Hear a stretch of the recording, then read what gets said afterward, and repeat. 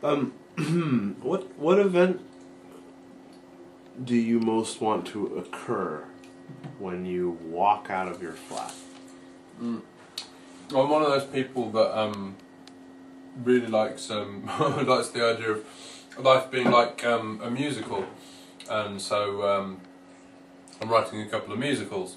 I can't read or write music at all, but one of them is June ! The musical, which I think is pretty much self-explanatory, kind of taking the piss out of the David Lynch film and obviously the Frank Herbert book as well. Lots of good songs like, you know, we're going to Arrakis, and you know, the idea of, oh, we know where Iraq is, let's go and invade it, and so on.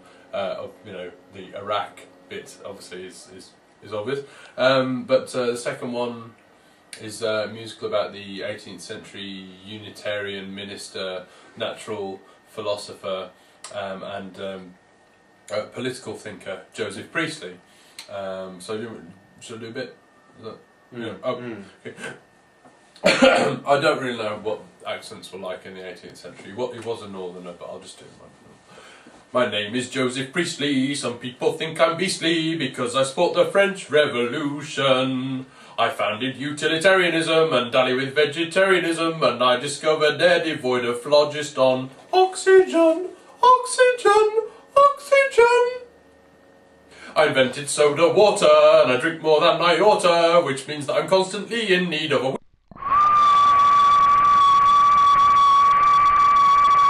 And I'm the inventor of modern historiography. Ography, ography, ography. I penned a work on English grammar, but then they threw a spanner in the works when they burnt down my church. I fled to the USA, and I live there to this day, and I've published over 150 works. Works, works, works. My name is Joseph Priestley. Some people think I'm beastly because I support the French Revolution. I founded utilitarianism and dally with vegetarianism, and I discovered they're devoid of phlogiston. Oxygen, oxygen, oxygen. So that's going to be the main theme, but there's going to be a couple of other songs in there that I've already completed. One of them is I Still Believe in Phlogiston. Is there any point in asking a question that already has 10 answers if you don't know one of them, and why?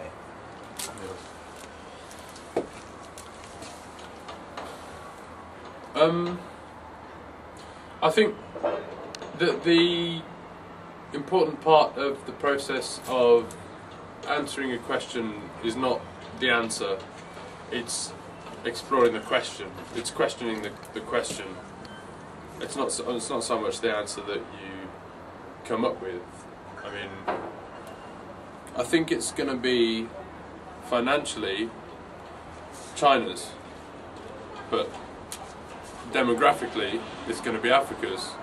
The fact that it's going to be financially China's is going to depend partly on the fact that they have invested so heavily in Africa's natural resources. I mean, I've prepared some figures. I mean, if we look at in 2150, Africa will form 23% of the world population, and Europe only 5.3%, whereas at the moment they're roughly equal at about 12% each.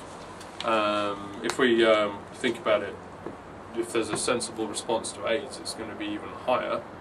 And now they've got this 1 hour test that you can do, hopefully it will be.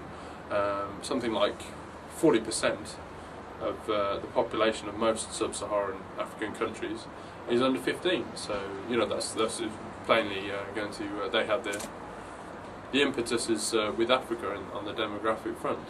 Yeah. Financially, it will belong to China, but that's only partly because they have invested so heavily in Africa, with whom the demographic impetus is going to lie. I mean, I've prepared some figures.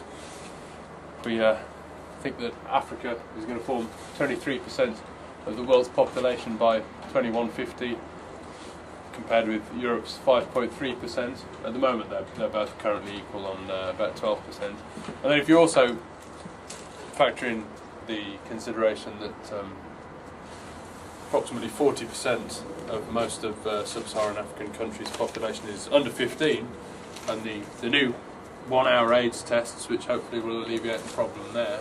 I mean, the complexion of the world is going to shift, definitely. Africa would. So, I mean, they do reckon that it's the demographic transition will affect the whole world, so that by 2075 we're going to reach a peak of about 9.2 billion. But it will be interesting to see whether that happens through countries becoming richer, entering the first world, education of women, availability of contraception, or whether it's going to be by some kind of environmental cataclysm if we don't reach that state quickly enough, as the race is on. Okay.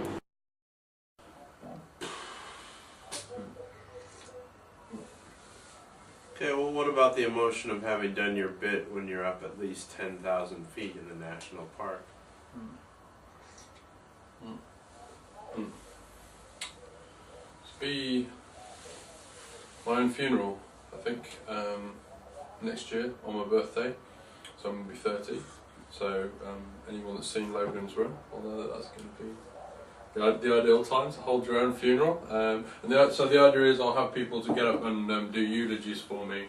Everyone that comes along will be dressed in black. Obviously we'll be at a sympathetic funeral parlour or crematorium or something like that. I'll have to look it up in the kind of dictionary of ethical funerals, I think it is. Then I'll have people like Paul Birtle doing a poem called Looking at the Box, which is about looking at someone who's dead in a box. All the while, and yeah, eulogies in which people describe what a shit I was. The idea is I'm going to be there all made up as if I'm dead. So I've got a waxy sheen on my face in an open casket, and then when it actually goes at the end, they play the music to put it into and I go slowly rolling into the fires.